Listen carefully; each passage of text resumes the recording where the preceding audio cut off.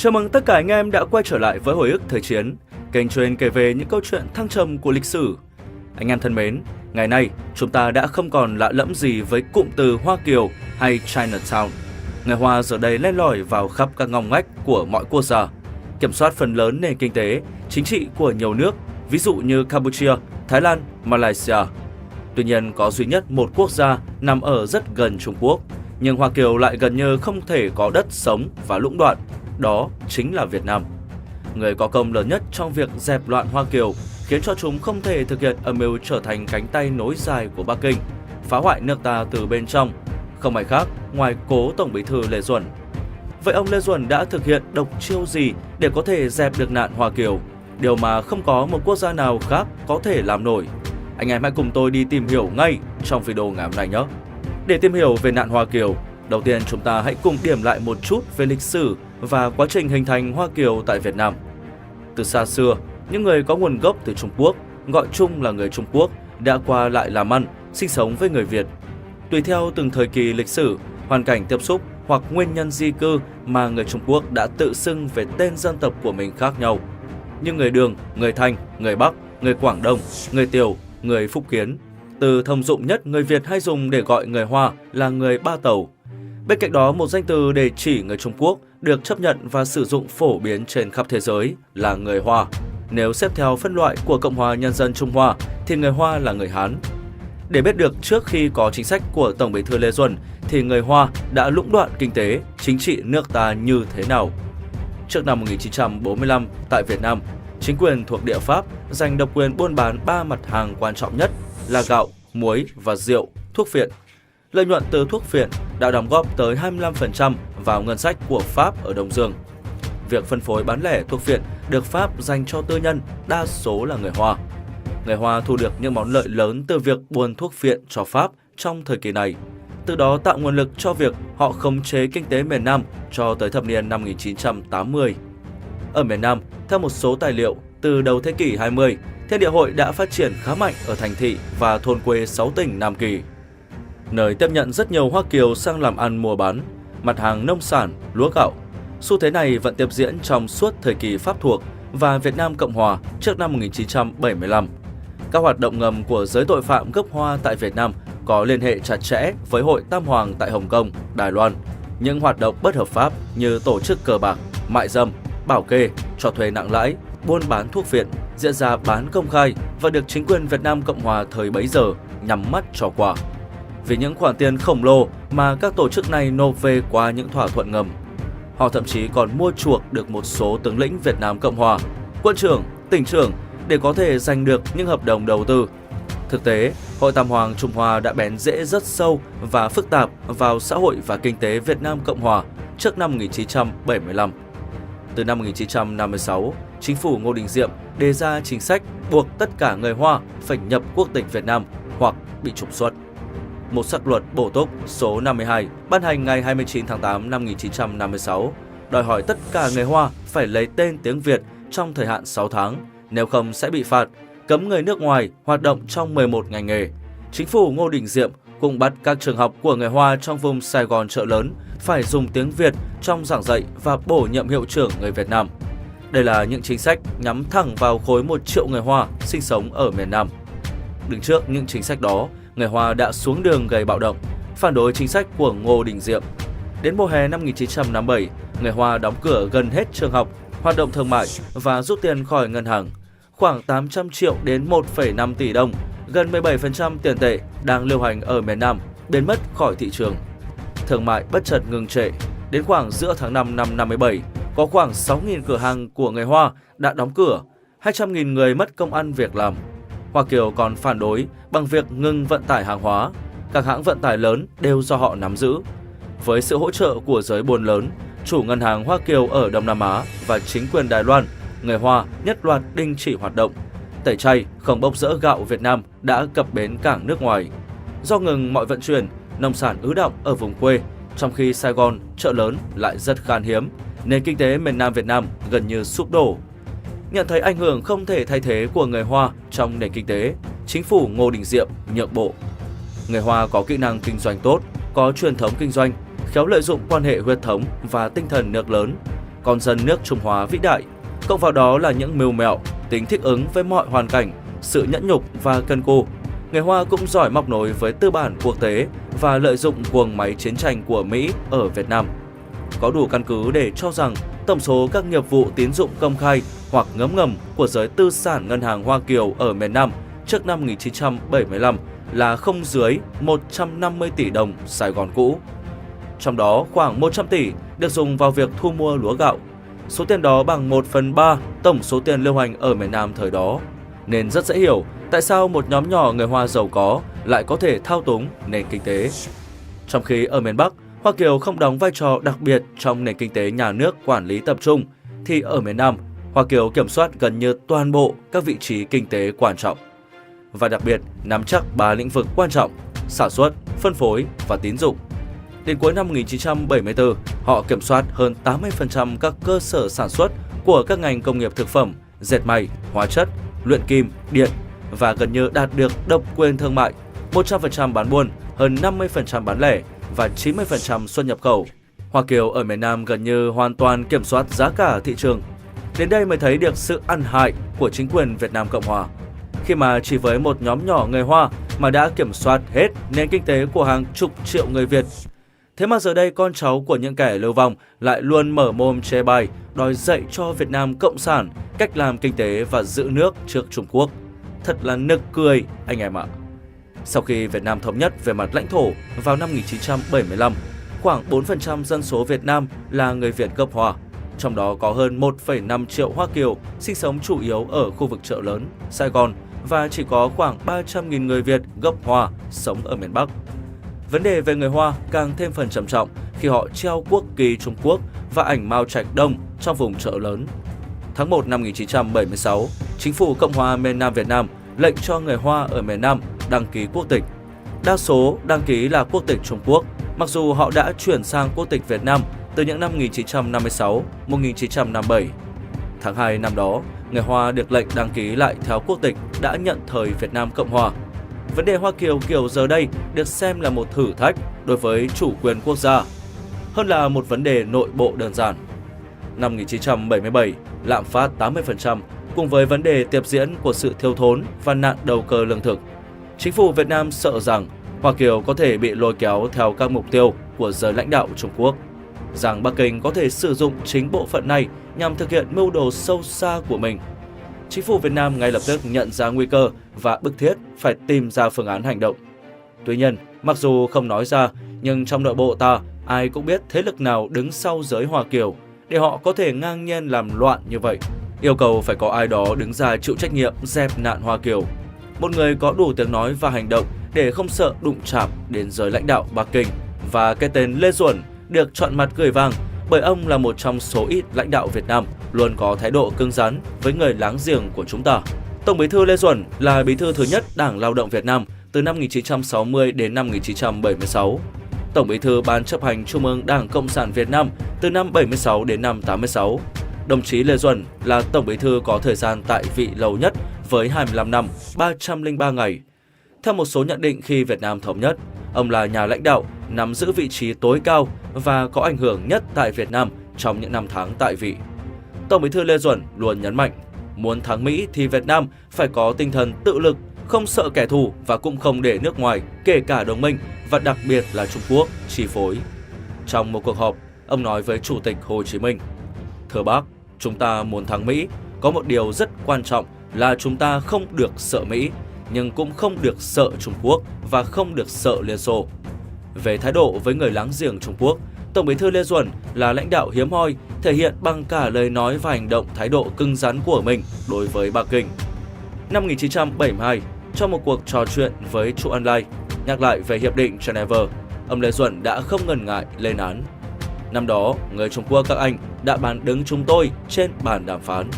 Dù là năm 54 hay năm 72 hay sau này, dù là lúc đang lãnh đạo cách mạng miền Nam hay khi đã ra Bắc lãnh đạo cuộc kháng chiến chống Mỹ, kể cả khi đất nước đã thống nhất, chưa một phút giây nào Tổng Bí thư Lê Duẩn quên bài học đó.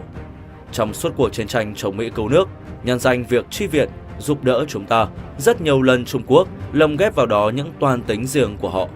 Có lần Trung Quốc đề nghị cho chúng ta 500 chiếc xe vào Trường Sơn với điều kiện kèm lái xe của họ. Nhưng Tổng Bí thư Lê Duẩn không nhận bất cứ một chiếc xe nào. Có người trong Bộ Chính trị đề nghị sao ông không nhận một vài chiếc cho người ta vui. Nhưng Tổng Bí thư Lê Duẩn vẫn kiên quyết giữ vững lập trường của mình.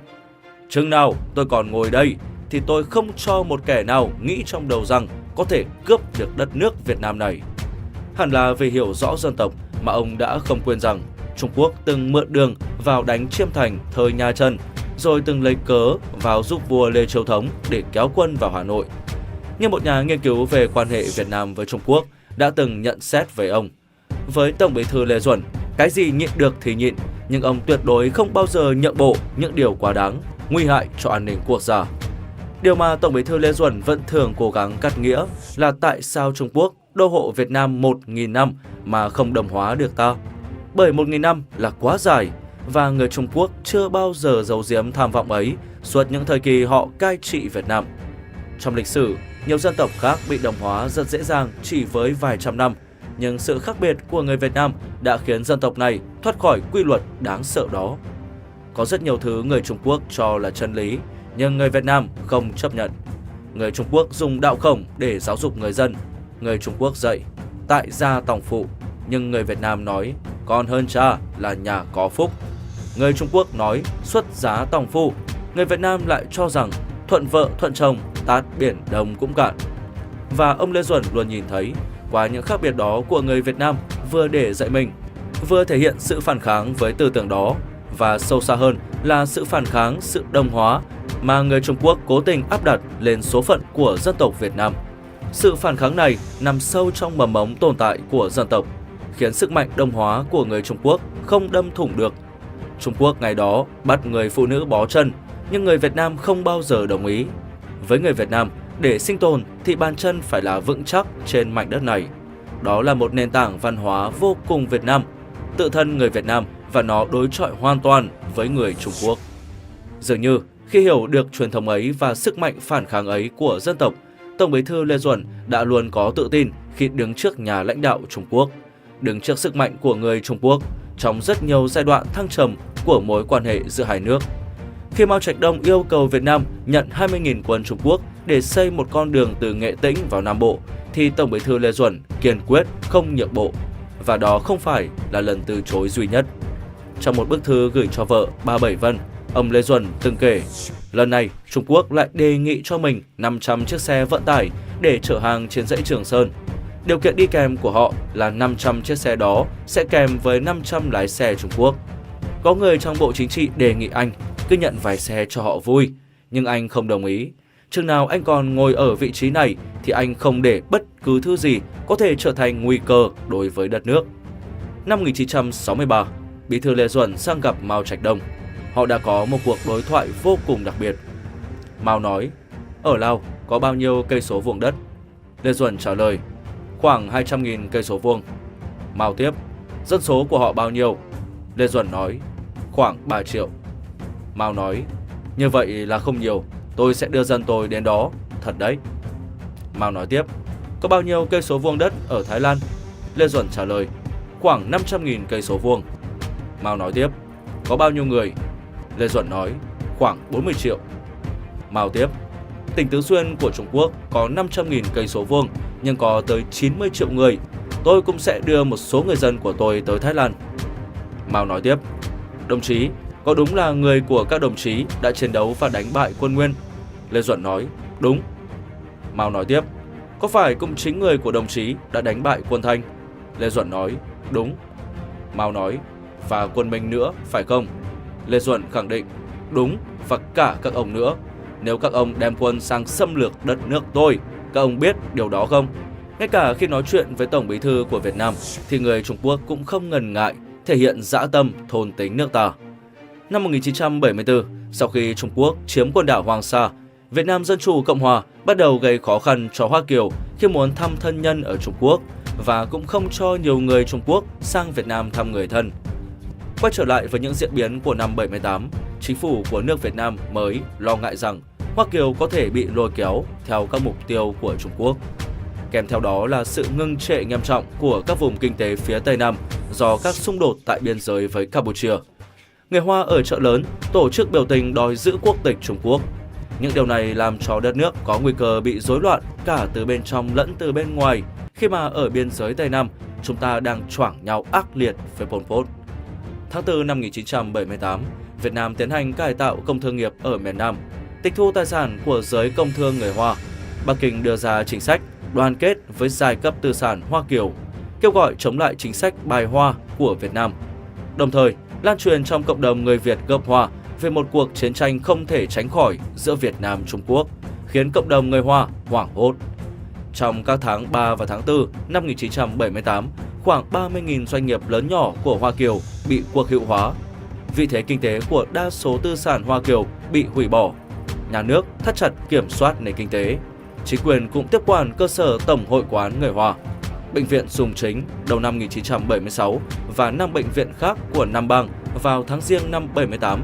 Đóng cửa 11 tờ báo Hoa ngữ. Khối lãnh đạo người Hoa ở Việt Nam xem như không còn hiện hữu, và việc người Hoa kiểm soát nhiều ngành công nghiệp bị xóa bỏ. Quan hệ ngày càng xấu đi giữa Việt Nam và Trung Quốc cũng làm tăng thêm số người Hoa rời Việt Nam. Phía Trung Quốc tố cáo Việt Nam đã xua đuổi người Hoa sống ở phía Bắc về Trung Quốc. Theo Bắc Kinh, đầu tiên là những vụ di cư nhỏ lẻ, sau đó là trào lưu ồ ạt người di tản đi đến những bờ biển của các nước láng giềng. Kết quả là số người di tản từ Việt Nam tăng gấp đôi trong 6 tháng đầu năm 79. Trong những người di tản trong những năm 78-79, Hoa Kiều chiếm đa số. Cộng thêm vào đó là khoảng 250.000 Hoa Kiều sang Trung Quốc qua biên giới phía Bắc từ tháng 4 năm 78 đến mùa hè năm 79. Trung Quốc đã gọi đây là vấn đề nạn Kiều. Đến năm 82, do khó khăn kinh tế và quan hệ chính trị thù địch giữa Việt Nam với Trung Quốc, người Hoa ở miền Nam đã vượt biên qua đường biển, đường bộ để trốn qua nước thứ ba. Khoảng 2/3 trong số nửa triệu người vượt biên từ Việt Nam là người gốc Hoa.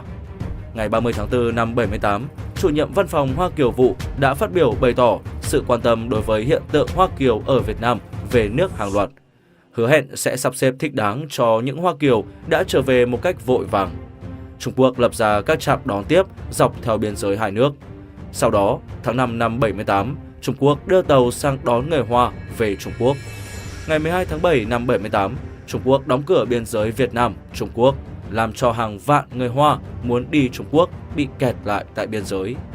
Đến năm 1989, số người gốc Hoa tại Việt Nam đã giảm từ 1,8 triệu năm 75 xuống còn 900.000. Người gốc Hoa không còn là thế lực kiểm soát nền kinh tế Việt Nam như trước nữa, và các phong tục, ngôn ngữ gốc Hoa của họ về mặt hình thức không còn phổ biến như trước. Việt Nam là một ngoại lệ hiếm hoi so với những nước Đông Nam Á khác. Người gốc Hoa đã gần như bị đồng hóa bởi người Việt Nam. Họ cũng không còn gắn kết thành một cộng đồng tự trị như trước.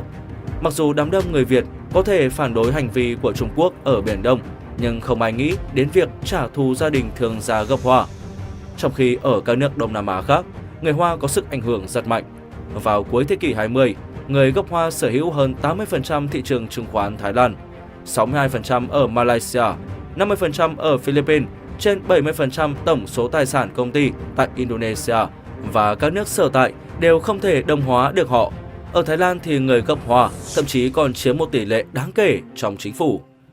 Có thể nói, bằng cách này hay cách khác, công khai hay không công khai, giới lãnh đạo Bắc Kinh luôn tìm cách để nhũng nhiễu nước ta, sử dụng giới Hoa Kiều như một quân bài nhằm gây bất ổn ở miền Nam sau ngày giải phóng là một trong những nước đi khôn ngoan của Bắc Kinh.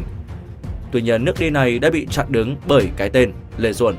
Dẹp được nạn Hoa Kiều không chỉ giúp đất nước ổn định mà còn một lần nữa khẳng định cho Trung Quốc thấy rằng mưu đồ làm loạn Việt Nam của họ sẽ không bao giờ đạt được kết quả. Đây là một ngoại lệ hiếm hoi so với những nước Đông Nam Á khác. Người gốc Hoa về mặt cư trú, ngôn ngữ, giáo dục đã gần như bị đồng hóa bởi người Việt Nam, và cũng khó phân biệt giữa một người gốc Hoa và một người Việt về mặt hình thức, dù họ vẫn giữ một số phong tục tập quán của tổ tiên mình. Có thể nói Tổng Bí thư Lê Duẩn năm 79 không chỉ dẹp loạn thành công nạn Hoa Kiều mà còn để lại di sản vĩ đại cho hậu thế. Đó là một nước Việt Nam của người Việt Nam, không tồn tại một chút quyền lực lũng đoạn nào dành cho người Tàu. Có lẽ cũng chính vì thế mà đối với chính phủ Trung Quốc, Tổng Bí thư Lê Duẩn vẫn luôn là cái gai trong mắt họ. Ông Lê Kiên Thành, con trai Tổng Bí thư Lê Duẩn kể rằng, vài năm trước tôi ghé thăm Ải Nam Quan, Hữu Nghị Quan nơi được coi là biểu tượng cho tình hữu nghị hai nước Việt Nam, Trung Quốc. Trong phòng trưng bày chân dung các vị lãnh đạo Việt Nam và Trung Quốc qua các thời kỳ, chỉ thiếu duy nhất ảnh ba tôi. Trong sâu thẳm, tôi tự hào về ba tôi. Cố Tổng Bí thư Lê Duẩn là người đã quyết bảo vệ đến cùng từng tấc đất ở đây, không mua bán, không mặc cả với bất cứ giá nào. Và thời lượng dành cho video ngày hôm nay của chúng tôi cũng xin được tạm dừng tại đây.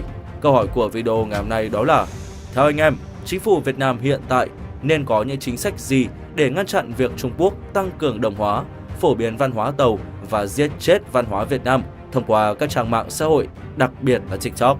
Trước khi kết thúc video ngày hôm nay, Hội ước thời chiến xin được cảm ơn anh em đã theo dõi video đến phút cuối cùng. Anh em đừng quên ấn đăng ký kênh để ủng hộ chúng mình mỗi ngày nhé. Bây giờ mời anh em xem thêm những video hay nhất của Hội ước thời chiến đang được hiển thị trên màn hình. Xin chào và hẹn gặp lại tất cả anh em ở video lần sau.